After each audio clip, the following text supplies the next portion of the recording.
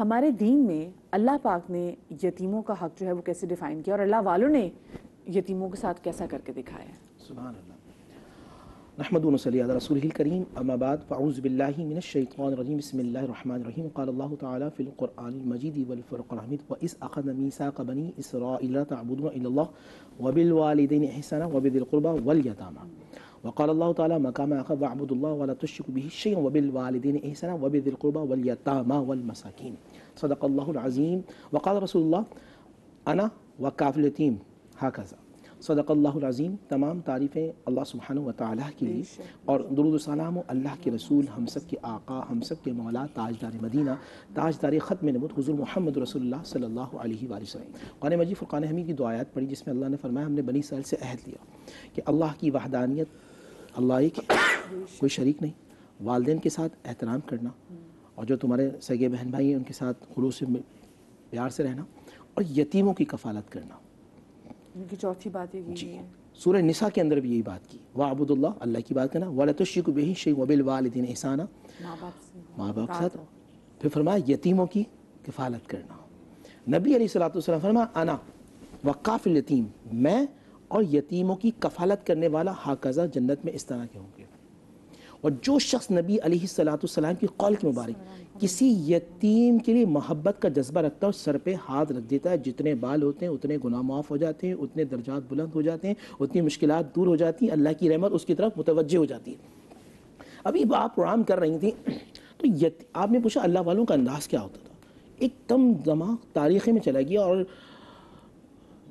ہم سب ان کی نسل سے جد امجد کی طرف چلا گیا کہ جب قرآن آیا نہیں، قرآن کو مزاج کو جاننا، رسول کی حدیث آئی نہیں اور رسول کی احادیث کو سمجھنا، یہ ہوتے ہیں اللہ والے. بے شک. کیا مزاج ہے؟ یتیم کی کفالت کی ہے. جو در یتیم ہے پوری کائنات کے شہنشاہ ہیں حضور محمد رسول اللہ صلی اللہ علیہ وآلہ وسلم، اور ان کی زوجہ میں جن نام میں لوں گا فاطمہ بنت اسد جو رسول پاک صلی اللہ علیہ وسلم سے اتنی محبت، عقیدت، احترام، خلوص رکھتی ہیں بچپن کے اندر. اور خود جناب ابو طالب کھانا آتا ہے سارے بچے لائن سے بیٹھے ہیں، سب سے پہلی فاطمہ بنت اسد ہوں یا جناب ابو طالب سب سے پہلے آقا حضور محمد رسول اللہ صلی اللہ علیہ وسلم کو دیتے ہیں. حضور پیتے ہیں تمام بچوں کو اللہ سبحانہ و تعالیٰ پورا کرا دیتا ہے. اب اندازہ کیجیے کیا ملا جناب ابو طالب کو. رسول اللہ صلی اللہ علیہ وسلم یتیم کی کفالت کی ہے، نسل میں اللہ نے وہ برکت عطا فرمائی، نبوت کے محافظ رہے اور ولایت کے امام کے والد رہے. کیا کہنے. تو یہ اللہ سبحانہ و تعالیٰ نے ایک بتا دیا کہ جو یتیموں کی کفالت کرتا، اور میں جملہ عرض کر رہا ہوں کہ وہ نیکیاں نسلوں میں منتقل ہوتی ہیں، صرف نسل میں نہیں، نسلوں میں منتقل ہوتی ہیں اور اللہ سبحانہ و تعالیٰ نسلوں میں نور پیدا کر دیتا ہے. ایک شخص نبی علیہ الصلوۃ والسلام کے پاس ایک چھوٹا سا واقعہ، اس کے بعد پھر ضامن بھائی بات کریں گے کہ نبی السلام کے پاس. اب دیکھیں یہ حضور کا انداز کیا ہے یتیموں کے حوالے سے. ایک شخص آیا، نبی السلام تشریف فرماتے ہیں، یا رسول اللہ میرا بیٹا صبح سے نہیں مل رہا، اے اللہ کے حبیب میں پریشان ہوں، اور عجیب سی کیفیت ہے، اس کے بال بکھرے سے رونے والی کیفیت ہے.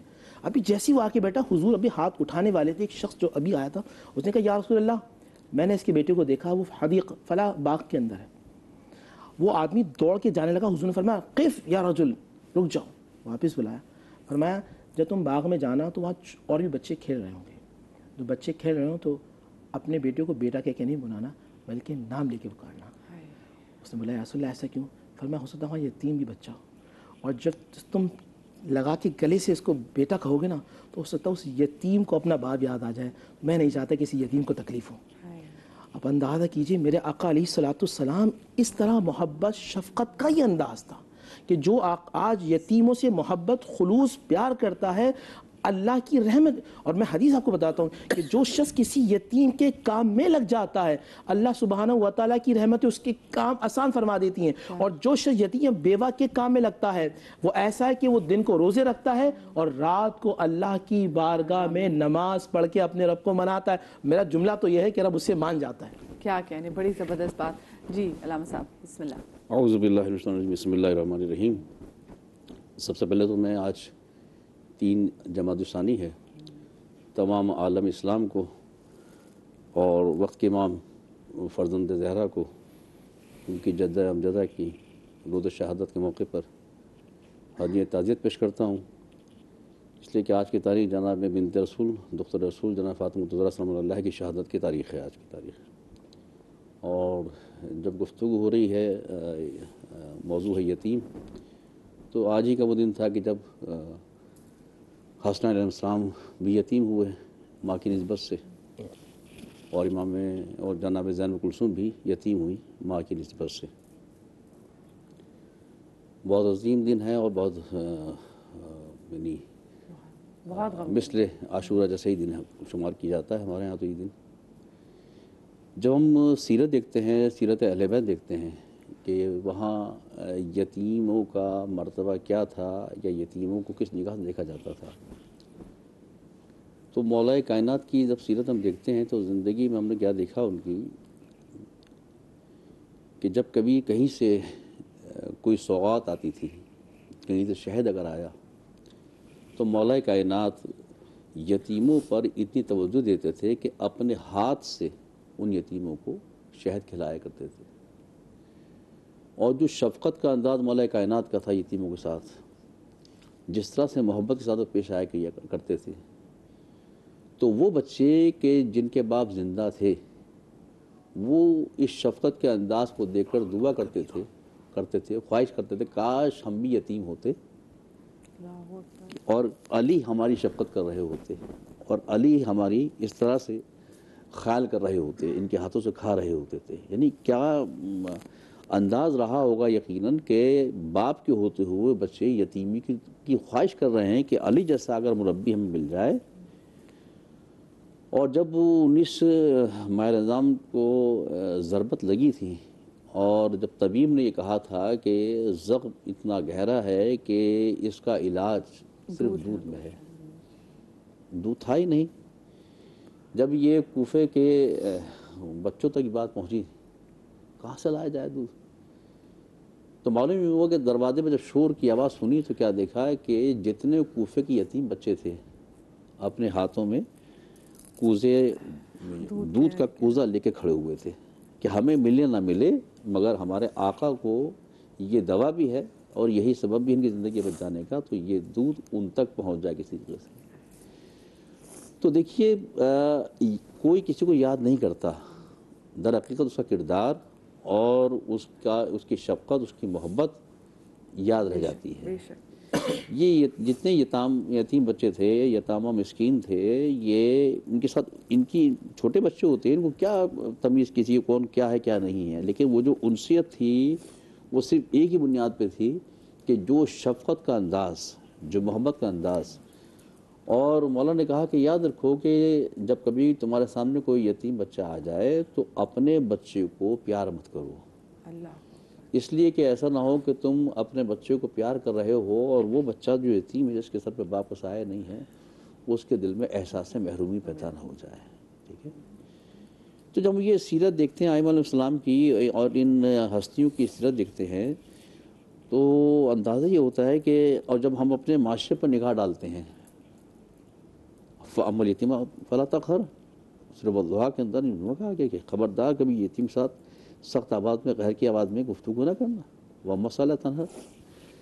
تو بات یہ ہے کہ ہم اپنا معاشرہ کر دیکھ لیں تو ہم کس معاشرے میں ہیں کہ یہاں پہ پراپر وے کے اندر کوئی نظام ہی نہیں ہے کہ ایسے بچے یا ایسے افراد کہ جن کے سر سے سایہ اٹھ چکا ہو، کوئی والی وارث نہ ہو، تو ہم یہ دیکھتے ہیں کہ کوئی ایسا کوئی نظام ہی نہیں بنا ہوا، ٹھیک ہے۔ سارے نظام بنے ہوئے ہیں لیکن پراپر ایسا کوئی نظام ہی نہیں بنا ہوا ہے، بلکہ ایسے کتنے ہی قصے ہمیں سننے کو مل جاتے ہیں کہ لیول تو ہے یہ، لیکن یتیم خانے، کئی ایسے یتیم خانے ایسے موجود ہیں کہ ان یتیم خانوں میں بچے یتیم ہیں، اللہ اکبر۔ یعنی اس یتیم خانوں کا عالم یہ ہے کہ ان کے نام پر بہت کچھ لیا جا رہا ہے لیکن بچوں کو وہی دال مل رہی ہے، ٹھیک ہے، بچوں کو وہی معمولی سا کھانا مل رہا ہے، ٹھیک ہے۔ جبکہ جیسے مفتی نور صاحب نے کہا کہ خدا کی حدیث ہے کہ مطلب یتیم جو پرورش کرے گا تو وہ ایسا ہی ہوگا، ٹھیک ہے، کتنی فضیلت بیان کی گئی ہے۔ کاش کہ اگر ہم سیرت معصومین کو دیکھیں اور اپنی زندگی کے اندر اگر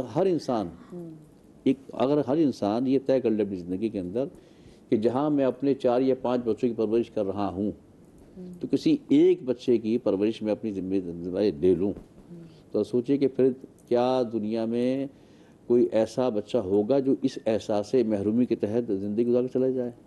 بالکل یہ وہی والی بات ہے نا کہ یہ ہم پھر اللہ والوں سے دیکھتے ہیں کہ اللہ والوں نے کیا کیا تھا, اور ہمیں اگر ہم ان سے محبت کرتے ہیں تو محبت کی شرط بھی تو یہ ہے کہ جو وہ کریں آپ اس کی اطاعت بھی کریں. جیسے امام متقیان حضرت علی علیہ السلام کے والد سے بات ہو رہی ہے, تو جب کوفے میں یہ چھوٹے چھوٹے بچے تھے تو انہوں نے جب ان کی شہادت ہوئی امام متقیان کی, تو ان بچوں نے کہا کہ ہم آج یتیم ہوئے ہیں, کیونکہ امام متقیان کی زندگی میں وہ کہتے تھے کہ تم سے اگر کوئی پوچھے کہ تم یتیم ہو تو کہہ رہے نہیں, ہمارا سرپرست ہمارا باپ علی بن ابی طالب ہے. تو یہ کیونکہ خیال ایسا رکھتے تھے. میں وہی ہم تو آج کل دیکھتے ہیں کہ عمران بھائی کہ آپ کی سگی بہن اگر بیوہ ہو جائے تو آپ ان کے بچوں سے بھی ہاتھ ہٹا لیتے ہیں. بہت سارے لوگ ہم دیکھتے ہیں جہاں پہ جوائنٹ بزنسز ہوتے ہیں, لیکن نفسا نفسی کا اتنا عالم ہے کہ وہ جو بھائی ہے وہ بھائی کا دشمن بن جاتا ہے, جو دوست ہے وہ بھی نظریں پھیر لیتا ہے. بسم اللہ الرحمن الرحیم. ماشاءاللہ مجھ سے سابقہ دونوں حضرات نے بہت اچھی گفتگو کی اور سارا جو سمرائز کر لیا, پورے جو اسلام کی ہے ساری چیزیں نچوڑ لیں. اور آپ جو کہہ رہی ہیں کہ بھائی بہن سے ہاتھ ہٹا لیتا ہے, دوست اپنے دوست کی فیملی سے ہاتھ ہٹا لیتا ہے, تو یہ ساری چیزیں تو ہمارے سامنے واضح ہیں کہ ظاہر ہے سوشل ورک کے اندر سب سے زیادہ جو بینیفٹ اللہ پاک نے قرآن حدیث نے دیا ہے وہ اسی کا دیا ہے کہ جو بے سہارا, جن میں یتیم سب سے پہلے آتا ہے, ان کی کفالت, ان کی پرورش کرنا اور ان کی گارڈینشپ لے لینا, یہ سب سے ایک پسندیدہ چیز ہے. اچھا, یعنی اچھے اور برے پہلو دونوں ٹائپ کے یہاں پہ موجود ہیں ہماری سوسائٹی میں. ایک پہلو یہ بھی ہے کہ ہماری جتنے بھی سوشل ادارے ہیں, عبدالستار ایدھی والے جیسے ادارے اور بہت سے ادارے جن کے باہر جھولے رکھیں گے, بہت سے لوگ اپنی اولادوں کو وہاں پھینک کے چلے جاتے ہیں اور وہ اداروں کو اڈاپٹ کر لیتا ہے, پھر وہاں سے کچھ فیملیز ان کو اڈاپٹ کر کے اپنا وہ بچہ بنا لیتی ہیں, اپنا نام بھی دے دیتی ہیں. تو ایسے بھی لوگ ہیں, ایک طرف پھینکنے والے بھی ہیں تو دوسری طرف ان کو ایکسیپٹ کرنے والے بھی ہیں اور ان کو پھر اپنی اولاد کی طرح پالنے والے بھی ہیں کہ ان کی باقاعدہ شادیاں کرتے ہیں. اور کافی پہلے یہاں پہ تقریباً 15-20 سال پہلے گورنر بھی تھے, ان کا نام تو مجھے یاد نہیں, لیکن ان کا میں نے سنا تھا کہ ان کی عادت تھی کہ وہ ایک چھوٹی بچی یا بچہ کوئی بھی اڈاپٹ کر لیتے تھے, اس کو پورا بڑا کرتے تھے, خاص طور پہ بیٹی کو, اور بڑا جوان ہو جاتی اس کی پورا اپنے خرچے پہ شادی کراتے تھے وہ, پھر وہ جب اس کی شادی ہو جاتی پھر ایک بچی اڈاپٹ کر لیتے تھے, اس کو پالتے تھے. ابھی بھی جب ہمارے یہاں بالاکوٹ وغیرہ میں زلزلہ آیا تھا بہت بڑا, تو بہت ساری فیملیز یہاں کراچی سے گئی تھی, اچھی لگژریز فیملیز, دیکھنے میں بظاہر ماڈرن بھی تھے, لیکن انہوں نے بہت سارے بچے وہاں پہ اڈاپٹ کیے, اڈاپٹ کر کے یہاں پر لے کر آئے اور ان کی پرورش کی, پھر ان کو بڑا کیا, اور آج وہ سوشل میڈیا پہ کبھی کبھی ان کی پکچر بھی نظر آتی ہیں. اتنی بڑی وہ آرٹسٹ ہیں, فلنتھروپسٹ ہیں, حدیقہ کیانی, جی ان کو بھی ان کا بیٹا وہیں ملا تھا. میں یہ کہوں تو زیادہ بہتر ہے کہ بیٹا وہاں پہ ملا تھا. جی, تو وہ اتنا یعنی ماں اور اولاد والا پیار وہ لوگ فیملیز دیتی ہیں. تو یہ کوئی چھوٹی موٹی نیکی نہیں, بہت بڑی نیکی اللہ کی نگاہ میں. اور اللہ کا نظام ایک پرانا دیکھے چلا آ رہا ہے. جیسے حضرت موسیٰ علیہ السلام کو جب اللہ پاک نے ان کی والدہ کے دل میں ڈالا تھا کہ بھئی ان کو اس میں ایک صندوق میں کر کے سمندر کے حوالے کر دیں, تو وہ ایک طرح سے بظاہر حال فرعون کے دربار تک جب ان کا وہ صندوق پہنچا تھا تو ایک لاوارثی کے عالم میں وہ صندوق پہنچا تھا. اور فرعون نے, ان کی اہلیہ نے جب دیکھا تو انہوں نے کہا کہ ان کو ہم اپنا بیٹا بنا لیتے ہیں, اور ان کو اپنا بیٹا بنا کے بڑی اچھی ان کی وہاں پرورش ہوئی, تربیت ہوئی. حضرت یوسف علیہ السلام جب بازار مصر کے اندر ان کو بیچ دیا گیا تو ان کو بھی وہاں پہ زلیخا وغیرہ نے کہا کہ بھئی ان کو ہم بیٹا بنا کے پالتے ہیں. تو یہ پرانا دستور چلا آ رہا ہے. اچھا, ہوتا یہ کہ زمانہ جاہلیت میں تو یہ تھا, عہد رسالت سے پہلے جو زمانہ جاہلیت تھا وہاں یہ ظلم اتنا تھا کہ جب کوئی مر جاتا تھا تو اس کی فیملی, جس طرح آپ نے کہا بہن بھائی ہاتھ اٹھا لیتے ہیں, وہاں تو اس وقت تو یہ تھا کہ اگر کوئی بڑا سرپرست ہوتا تھا, یعنی کوئی دور کا رشتہ دار ہے, اس کو کوئی وارث نہیں فیملی کا, تو پوری ان کی جائیداد بھی ہڑپ کر جاتا تھا, اور پلس ان کی اگر جوان بچیاں تو ان کو بھی زبر سے اپنی کفارت میں لا کر ان سے نکاح کر لیتا تھا. تو سورہ نساء میں جو اللہ پاک نے حکم دیا کہ تم اگر نکاح کرنا بھی چاہتے ہو تو اصل جو اس کا ٹاپک ہے نا, اگر اس کا سینیریو پڑھا جائے پورا اس کا جو پریویس ہے اور آگے کا جو ہے وہ یہی ہے کہ اس میں ان لڑکیوں کو نجات دلوائے گی کہ بائی فورس ان سے لوگ ان کو اپنی میراث میں لے کے یتیم بچیوں کو نکاح کر لیتے تھے. تو قرآن نے اسی لیے کہا کہ بھئی تمہیں نکاح کرنا ہی ہے تو فَانكِحُوا مَا طَابَ لَكُم مِّنَ النِّسَاءِ مَثْنَىٰ وَثُلَاثَ وَرُبَاعَ. تو یہ اصل آیت ٹاپک اسی کا ہے کہ آپ ان یتیم بچوں سے زبردستی اپنے نکاح میں نہ لاؤ, بلکہ اپنی پسند کی کسی اور سے شادی کر لو, 2 3 4 جو تمہیں کرنی ہو, لیکن اس طرح ان کو اپنے نکاح میں لانا تمہارے لیے مناسب نہیں. فورس میرجز کو منع کیا گیا, فورس میرجز یعنی پلس وہ جو یتیم ہو کے اب ان کی کفالت میں آ گئی کہ بھائی ان کو بڑا کر کے اور ان سے نکاح کر لو گے, تم یہ نہ کرو. تو یہ ظلم اس زمانے میں ہوتا تھا کہ جی وہ اپنی کفالت میں مال بھی لے لیا, جس طرح ہم نے ابھی قرآن کی آیتیں سنی یہاں پہ, تو اس پیکج کے اندر یہ کہا گیا کہ جی وہ آگ کھا رہے ہیں. تو مزید ظلم یہ تھا کہ ان کو ملکیت بنا کے پھر اپنی زوجہ بھی بنا لیتے تھے, بانجی کی طرف بیہیو بھی کیا کرتے تھے. تو اسلام نے آ کے ان تمام چیزوں کا قلع کما کر دیا کہ بھئی ان کی بائی فورس میریجز بھی نہ کرائی جائے، ان کو اپنی میراث میں بھی نہ ہڑپ لیا جائے، صرف مال ہی نہیں ہڑپا جاتا تھا بلکہ یعنی اولاد کو بھی ہڑپ لیا جاتا تھا. تو یہ ساری چیزیں اسلام نے سمجھائیں. دوسرا ہمارے ایک اچھا پہلو یہ بھی ہے، انسان تو انسان ہے، اسلام جس نے دل سے قبول کر لیا. تو میں دیکھتا ہوں کہ بہت سی فیملیز کے اندر یہ بھی ہے کہ جو جانور جیسے بلیاں خاص طور پہ ہوتی ہیں نا، محلے میں ہوتی ہیں، اب ان کی جو ہے نا کبھی ماں مر جاتی ہے تو جانور تو ماں مر جاتا ہے، وہ جانور یتیم ہوتا ہے. تو میں نے خود بھی اپنی فیملی میں اپنے میرے گھر کا تجربہ بھی اور فیملیز کو بھی دیکھتا ہوں. اب ان کے چھوٹے چھوٹے بچے ہیں، وہ جو ان کا درد تکلیف ہوتی ہے نا بڑی، ان کے لیے فیڈر لینا، چھوٹا سا فیڈر لے کے ان کو دودھ پلانا، بچے کی آنکھ بنے، بچہ اپنی ماں کو پکار رہا ہے، وہ چی چی پی پی کر رہا ہے، اب ان کی کیئر کرنا، ان کو گرم کپڑے میں رکھنا، پھر ان کو دودھ پلانا، ان کے خیال رکھنا، ان کو بڑا کرنا. اور عمران بھی آپ نے کیا ہوا کیونکہ آپ کے بچے اس چیز سے گزرے ہیں. بہت اٹیچ ہیں، تو میری بچیاں بھی کرتی ہیں، میں خود بھی اس میں شامل ہوتا ہوں. تو اتنا رحم آتا ہے. تو یہ اسلام کی تعلیمات کا حسن ہے کہ ہمیں بطور مذہب کی چیزیں ملتی ہیں.